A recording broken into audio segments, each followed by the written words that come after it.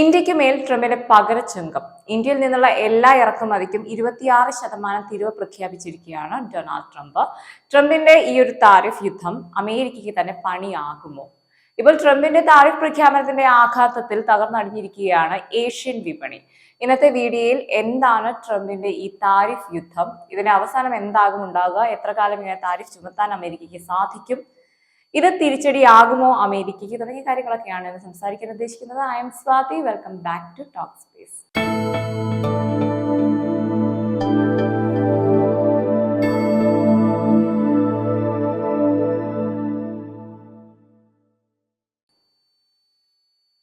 Donald Trump American election പ്രചരണ സമയത്ത് എടുത്ത തീരുമാനങ്ങൾ ഒന്നൊന്നായിട്ട് പാലിച്ചു വന്നുകൊണ്ടിരിക്കുകയാണ്. മേക്ക് അമേരിക്ക ഗ്രേറ്റ് അഗെയിൻ എന്ന ക്യാമ്പയിനിലൂടെ അദ്ദേഹം എന്ത് സന്ദേശമാണോ നൽകാൻ ഉദ്ദേശിച്ചിരുന്നത് അത് നടപ്പാക്കിക്കൊണ്ടിരിക്കുകയാണ് ചെയ്യുന്നത്. അതിന് ഉദാഹരണമായിട്ടാണ് അദ്ദേഹം റെസിപ്രോക്കൽ താരിഫ് കൊണ്ടുവരാൻ പോകുന്ന ഒരു ചാർട്ട് ഏപ്രിൽ 2 ഇറക്കിയത്. മറ്റു രാജ്യങ്ങൾ അമേരിക്കൻ ഉൽപ്പന്നങ്ങൾക്ക് മേൽ നികുതി ചുമത്തുന്നതിന് ആനുപാതികമായ നികുതി അമേരിക്ക ആ രാജ്യങ്ങളുടെ ഉൽപ്പന്നങ്ങൾക്ക് മേൽ ചുമത്തുക എന്ന നയം സ്വീകരിച്ചിരുന്നു. ഇതിപ്പോ വലിയ രീതിയിലുള്ള പ്രത്യാഘാതങ്ങളിലേക്കാണ് എത്തിച്ചേരുന്നത്. ട്രംപിന്റെ ഈ ഒരു തീരുമാനം ലോകത്തെ വലിയ സാമ്പത്തിക മാന്ദ്യത്തിലേക്ക് എത്തിക്കുമോ എന്നുള്ള ഭയത്തിലാണ് ലോകരാഷ്ട്രങ്ങൾ. ഇറക്കുമതി തീരുവ കുത്തനെ കൂട്ടിയതോടെ അമേരിക്കയിലെയും യൂറോപ്പിലെയും ഓഹരി വിപണിയിൽ ഉണ്ടായിട്ടുള്ള കനത്ത ഇടിവിന്റെ പ്രതിഫലനം ഇവ ഏഷ്യൻ വിപണികളെയും തകർത്തിരിക്കുകയാണ് ചെയ്യുന്നത്. ഇന്ത്യയിൽ നോക്കുകയാണെങ്കിൽ സെൻസെക്സ് 3000 പോയിന്റിലേറെ ഇടിഞ്ഞു കഴിഞ്ഞു. ജപ്പാൻ, ഹോങ്കോങ്, സിംഗപ്പൂർ അടക്കമുള്ള എല്ലാ ഓഹരി വിപണിയിലും ഏകദേശം 9% വരെ ഇടിവ് സംഭവിച്ചിട്ടുണ്ട്. ഇന്ത്യയുടെ ഓഹരി വിപണിയുടെ കാര്യം എടുത്തു നോക്കിയാൽ തന്നെ കോവിഡ് കാലത്ത് വലിയൊരു ഇടിവ് സംഭവിച്ചതാണ്. അതിനുശേഷം ഇപ്പോഴാണ് ഇത്രയും വലിയൊരു ഇടിവ് ഇന്ത്യൻ ഓഹരി വിപണിയിൽ ഉണ്ടായിരിക്കുന്നത്. ട്രംപിന്റെ ഈ ഒരു തിരുവ വഴി തെളിയിച്ചിരിക്കുന്നത് ആഗോള സാമ്പത്തിക പ്രതിസന്ധിയിലേക്കാണ്. അമേരിക്കയ്ക്ക് ട്രേഡ് റിലേഷനുള്ള രാജ്യങ്ങളുമായി എല്ലാം അമേരിക്ക താരിഫ് ഏർപ്പെടുത്തി കഴിഞ്ഞു. ഈവൻ ഇന്ത്യയുടെ കാര്യം എടുത്തു നോക്കുകയാണെങ്കിൽ തന്നെ 26% റെസിപ്രോക്കൽ താരിഫാണ് അടിച്ചു കൊടുത്തിരിക്കുന്നത്. അതുപോലെ ചൈന, ജപ്പാൻ, യൂറോപ്യൻ യൂണിയൻ എല്ലാം പെട്ടു. ട്രംപുമായി വലിയ ബന്ധം പുലർത്തിയ ഇന്ത്യ പോലും വൻ പെടലാണ് പെട്ടിരിക്കുന്നത്.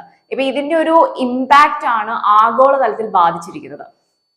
ഇത് പ്രതീക്ഷിച്ചിരുന്ന ഒരു കാര്യം തന്നെയാണ്. ട്രംപ് നോക്കുന്നത് അമേരിക്കയുടെ സാമ്പത്തിക വളർച്ച തിരിച്ചു കൊണ്ടുവരിക എന്നതാണ്. അതുകൊണ്ടാണ് ഇങ്ങനെ ഒരു താരിഫ് അമേരിക്ക ചുമത്തിയിട്ടുള്ളത്. ഇപ്പോൾ തന്നെ ഐഫോണിനെ കുറിച്ചിട്ട് കുറേ വാർത്തകൾ വരുന്നുണ്ട്. ഇപ്പൊ ഏത് കൊച്ചുകുട്ടിയുടെ കൈകളിൽ നോക്കുകയാണെങ്കിലും ഐഫോൺ ഉണ്ട് അല്ലെ. ഐഫോണിന് ഇനി 2 ലക്ഷത്തിന് മുകളിൽ വില ഉണ്ടാകുമെന്ന് അറിയുന്നുണ്ട്.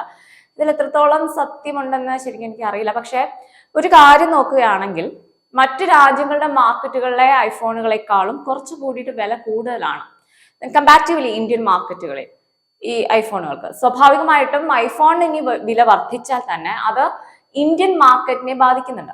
അമേരിക്ക ഇന്ത്യക്ക് മുകളിൽ ചുമത്തിയിട്ടുള്ള താരിഫ്, അതായത് 2 തരത്തിലുള്ള താരിഫാണ് ഇപ്പൊ ചുമത്തിയിട്ടുള്ളത്. ഒന്നെന്ന് വെച്ചാൽ ഈ ഒരു യൂണിവേഴ്സൽ താരിഫാണ്, അതുപോലെ ഇപ്പൊ റെസിപ്രോക്കൽ താരിഫ്. ഇങ്ങനെ ചുമത്താനുള്ള ഒരു കാരണം എന്ന് പറയുന്നത് ഇന്ത്യ അമേരിക്കൻ ഉൽപ്പന്നങ്ങളിലെ ചിലതിന് മനഃപൂർവ്വം ഒരു താരിഫ് ചുമത്തിയിരുന്നു. അതായത് ഈ ടെസ്ല പോലുള്ള കമ്പനികൾക്ക് ഇത്രയും കാലം ഇന്ത്യയിൽ വരാൻ സാധിക്കാതിരുന്നതിനുള്ള ഒരു കാരണം ഇന്ത്യൻ മാർക്കറ്റിലെ അല്ലെങ്കിൽ ഇന്ത്യൻ മാർക്കറ്റിനെ പ്രൊട്ടക്ട് ചെയ്യുന്നതിന് വേണ്ടിയിട്ട് ഇന്ത്യ അമേരിക്കയ്ക്ക് മേൽ ഏർപ്പെടുത്തിയ താരിഫ് കാരണമായിരുന്നു. അതായത് ഇമ്പോർട്ട് ഡ്യൂട്ടി ഏർപ്പെടുത്തിയിരുന്നു. ഇതിൽ നിന്നും തന്നെ മനസ്സിലാക്കാവുന്ന ഒരു കാര്യം എന്ന് വെച്ചാൽ ഇന്ത്യക്ക് മേൽ ചുമത്തിയിട്ടുള്ള താരിഫ് ട്രംപിന്റെ ഒറ്റയ്ക്കുള്ള ഒരു തീരുമാനമല്ല എന്ന് നമുക്ക് മനസ്സിലാക്കാം. അതുകൊണ്ടാണ് നമ്മുടെ പ്രധാനമന്ത്രി ഇലയ്ക്കും മുള്ളിനൊന്നും കേടില്ലാത്ത രീതിയിൽ മസ്കുമായിട്ടൊരു ബന്ധം പുനഃസ്ഥാപിക്കാനൊക്കെ ശ്രമിച്ചിരുന്നത്. അതിനുശേഷം ടെസ്ല കമ്പനി എന്ത് ചെയ്തു, ഡൽഹി, മുംബൈ പോലുള്ള സിറ്റികളിൽ സ്ഥാനം ഉറപ്പിക്കാൻ പോകുന്നു എന്നുള്ള വാർത്തകളൊക്കെ നമ്മൾ കണ്ട കാര്യമാണ്. എന്നിട്ടും ഇന്ത്യക്ക് പകരച്ചുങ്കം അമേരിക്ക ഏർപ്പെടുത്തി. അമേരിക്ക ശരിക്കും പറഞ്ഞാൽ ചിരിച്ചുകൊണ്ട് കഴുത്തറക്കുന്ന സമീപനമാണ് ഇന്ത്യയോട് കാണിച്ചുകൊണ്ടിരിക്കുന്നതെന്ന് പറയാം. ഇപ്പോ അമേരിക്ക ഏർപ്പെടുത്തിയിട്ടുള്ള ഇന്ത്യയുടെ എക്സ്പോർട്ടിംഗ് ഡ്യൂട്ടി പരിശോധിച്ചാൽ തന്നെ CVD, അതായത് കൗണ്ടർ വയലിംഗ് ഡ്യൂട്ടിയും അതുപോലെ തന്നെ ആന്റി ഡംപിംഗ് ഡ്യൂട്ടിയുമാണ്. ഇന്ത്യൻ കമ്പനികൾ പ്രധാനമായിട്ടും എക്സ്പോർട്ട് ചെയ്യുന്ന ഉൽപ്പന്നങ്ങൾ സ്റ്റീൽ, ലോഹ ഉൽപ്പന്നങ്ങൾ, അതുപോലെ തന്നെ കെമിക്കലുകൾ, ഫാർമസ്യൂട്ടിക്കൽസ്, അതുപോലെ റെയ്മണ്ട് പോലുള്ള ടെക്സ്റ്റൈൽസ് കമ്പനികൾ, കോട്ടൺ, ഫാബ്രിക് ഗാർമെന്റ്സ് തുടങ്ങിയൊക്കെയാണ്. 2020 ചില കോട്ടൺ കമ്പനികൾക്ക് അമേരിക്ക താരിഫ് ചുമത്തിയിരുന്നു. അതുപോലെ 2019 ആ ഒരു സമയത്ത് അലുമിനിയത്തിനും അമേരിക്ക 10% താരിഫ് ചുമത്തിയത്. പിന്നീട് 2020 നോക്കുകയാണെങ്കിൽ ചില ഇന്ത്യൻ ടയറുകൾക്കൊക്കെ ആന്റി ഡംപിംഗ് ഡ്യൂട്ടി ഏർപ്പെടുത്തിയിട്ടുണ്ടായിരുന്നു. ഇതിനെല്ലാം കാരണം അന്ന് സബ്സിഡി പ്രശ്നവും അതുപോലെ തന്നെ ചില ഇന്ത്യൻ കമ്പനികൾ ലാഭം കുറഞ്ഞ വിലയിൽ എക്സ്പോർട്ട് ചെയ്യുന്നു എന്ന ഒരു ആരോപണം എല്ലാം അമേരിക്കയുടെ ഭാഗത്തു നിന്നുണ്ടായിരുന്നു. അതിനുശേഷം ഇപ്പൊ അമേരിക്ക മേക്ക് ഇൻ അമേരിക്ക പോളിസിയുടെ ഭാഗമായിട്ട് പല രാജ്യങ്ങളുടെ എക്സ്പോർട്ടിംഗ് ഉൽപ്പന്നങ്ങൾക്കും താരിഫ് ചുമത്തിയിട്ടുള്ളത്. പറഞ്ഞു വരുന്നത് പല രീതിയിൽ പലവട്ടം അമേരിക്കയുടെ ഭാഗത്തു നിന്നും ഇന്ത്യക്കെതിരെ മുൻപുള്ള വർഷങ്ങളിലും താരിഫ് ചെറിയ ചെറിയ രീതിയിൽ അമേരിക്ക നടത്തിയിട്ടുണ്ടായിരുന്നു. പക്ഷേ അമേരിക്ക ആരോപിക്കുന്നത് എന്താണെന്ന് പറഞ്ഞാൽ ലോകരാഷ്ട്രങ്ങളെല്ലാം അമേരിക്കയെ ചൂഷണം ചെയ്യുകയാണെന്നും അമേരിക്കയ്ക്ക് മുകളിൽ താരിഫുകൾ പ്രഖ്യാപിക്കുകയാണെന്നും കറൻസി മാനിപ്പുലേറ്റ് ചെയ്തുകൊണ്ട് ട്രേഡ് ഡെഫിസിറ്റ് അമേരിക്കയ്ക്ക് വരുത്തി വയ്ക്കുകയാണെന്നും ഒക്കെ ആരോപിക്കുകയാണ് ഇപ്പൊ അമേരിക്ക ചെയ്യുന്നത്. ഇതിനെല്ലാം തിരിച്ചടി എന്നോണമാണ് ഇപ്പൊ ഈ ഒരു പകര ചുങ്കം ഏർപ്പെടുത്തിയിരിക്കുന്നത് അമേരിക്ക. ചൈനയ്ക്ക് മുകളിൽ 34%, അതുപോലെ തന്നെ യൂറോപ്യൻ യൂണിയൻ നോക്കുകയാണെങ്കിൽ 20%, ഇന്ത്യ നമ്മൾ നേരത്തെ പറഞ്ഞ പോലെ തന്നെ 26%, വിയറ്റ്നാമിനാണെങ്കിൽ 46%. അങ്ങനെയാണ് ഈ പകര ചുങ്കം ഏർപ്പെടുത്തിയിട്ടുള്ളത്. ഇന്ത്യക്ക് വേണമെങ്കിൽ WTO-യിൽ പരാതിയൊക്കെ ചെയ്യാം. പക്ഷെ ഇന്ത്യയുടെ ഭാഗത്തു നിന്നും പരാതി നൽകുമോ എന്നുള്ള ഒരു കാര്യം കാത്തിരിക്കേണ്ട ഒരു കാര്യമാണ്.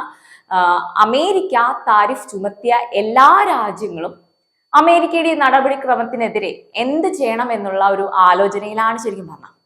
അതുപോലെ തന്നെ അമേരിക്കയിൽ ഇപ്പൊ വലിയ പ്രതിഷേധം ഉണ്ടായിക്കൊണ്ടിരിക്കുകയാണ്. അതായത് ദശലക്ഷക്കണക്കിന് അമേരിക്കക്കാർ തെരുവിലിറങ്ങി പ്രതിഷേധം ശക്തമാക്കിയിരിക്കുകയാണ്. ഈ വ്യാപാര യുദ്ധത്തിനെതിരെയും അതുപോലെ തന്നെ പണപ്പെരുപ്പവും വിലക്കയറ്റത്തിനെതിരെയും പിന്നെ അമേരിക്കയിലെ ഫെഡറൽ ഗവൺമെന്റ് ജീവനക്കാരെ പിരിച്ചുവിട്ടതിന്റെ പേരിലും വൻ പ്രതിഷേധങ്ങളാണ് അമേരിക്കയിൽ നടന്നുകൊണ്ടിരിക്കുന്നത്.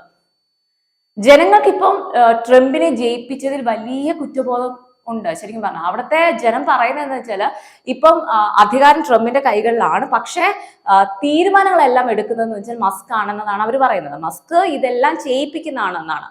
ഇത് ട്രംപിന് വലിയ ഭീഷണി ഉണ്ടാകുന്നുണ്ട്. ജനം വലിയ രീതിയിൽ ക്ഷുഭിതരാണ് എന്ന് നമുക്ക് മനസ്സിലാക്കാം. ട്രംപിന്റെ ഭരണം ലോകരാജ്യങ്ങളെ വലിയ രീതിയിൽ ബുദ്ധിമുട്ടിക്കുകയാണ് ഇപ്പോൾ ചെയ്യുന്നത്. വലിയ സാമ്പത്തിക മാന്ദ്യത്തിലേക്കുള്ള തുടക്കമാണ് ഇതെല്ലാം എന്ന് വ്യക്തമാണ്. ഇനി വരും നാളുകളിൽ ട്രംപിന്റെ നീക്കങ്ങൾ എന്താണെന്ന് നമുക്ക് കണ്ടറിഞ്ഞ് കാണണം.